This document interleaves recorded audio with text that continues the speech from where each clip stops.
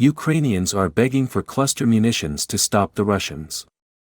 Ukrainians have been fighting heroically, but they're still outnumbered and outgunned. Russia has mobilized hundreds of thousands of troops and still enjoys substantial superiority in materiel.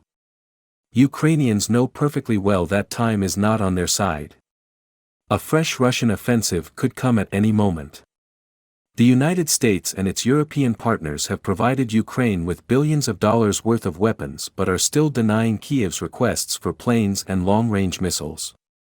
Even if President Biden signed off on the planes today, it would take several months to get them into the fight. Western tanks are on the way, but only a few dozen will reach the battlefield in time. Ukrainian forces are expending munitions faster than Western countries can produce replacements.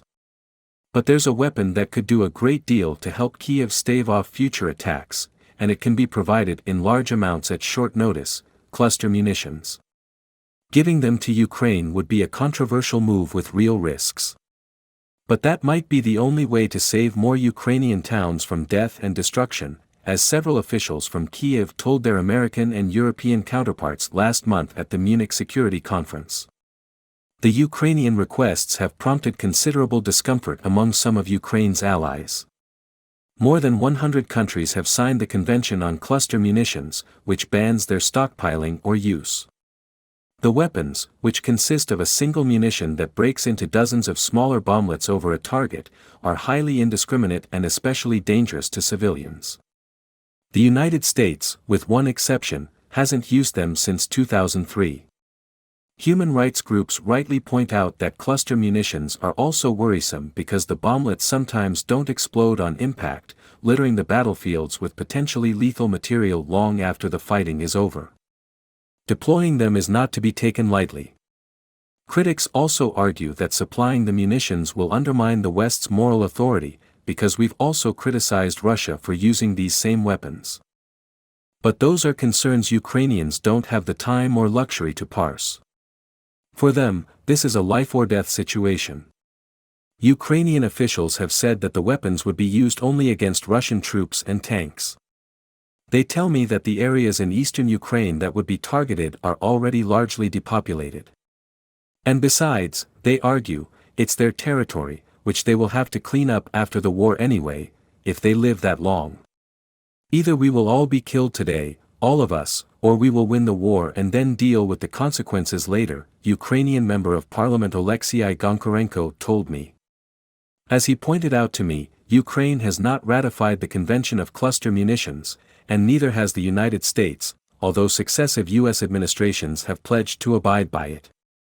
Kyiv's cold calculation is that more innocent lives will be saved if Ukrainian forces can kill more invading Russians faster. The U.S. has all the legal right to give us these munitions, and we have all the moral right to receive them because Ukraine is not the aggressor, Goncharenko said. We just want to protect ourselves. There are many types of cluster munitions, but the one most commonly discussed is the dual-purpose improved conventional munition. The Defense Department has about 3 million such Cold War-era rounds in its inventory, many of them stored in Europe. These can be fired with the artillery pieces Ukrainian forces have now. Turkey has reportedly supplied cluster munitions to Ukraine already, although its government officially denies it. European countries reportedly also want to send Ukraine cluster munitions but are awaiting permission from their suppliers in Washington or Berlin. Several U.S. defense officials and lawmakers support the idea of exporting cluster munitions to Ukraine, which would require Biden to issue a new waiver on an export law prohibiting such transfers. The Biden administration has concerns about the weapons but hasn't ruled them out. Senator Lindsey Graham, Republican South Carolina, told me that there's no better alternative for helping Ukraine survive the coming onslaught. I understand the argument about cluster bombs, but it is a military weapon that fits the situation, he said. They want them, they need them, it's a better way to destroy the tanks and hit mass formations. Former Democratic Congressman and human rights advocate Tom Malinowski, who opposes the move, told me that cluster munitions are a cheap excuse for not doing the harder things needed to help Ukraine win with honor. Instead of putting our Western economies on a war footing and ramping up production of the range of things they need, we'd be giving them a munition that's rusting on our shelves because it's been discredited, a weapon that will kill Ukrainian children for years to come, he said. Malinowski is right, there were better alternatives for helping the Ukrainians.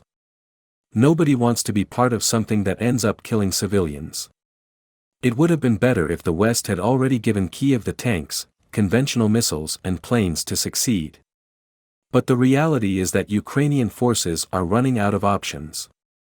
The Ukrainians know that using cluster weapons comes at political and diplomatic costs for them, but they have decided they need to use them anyway. Because it is their lives on the line, it is their risk to take, and we should honor their request.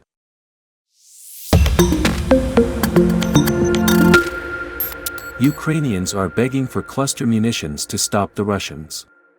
Ukrainians have been fighting heroically, but they're still outnumbered and outgunned. Russia has mobilized hundreds of thousands of troops and still enjoys substantial superiority in materiel.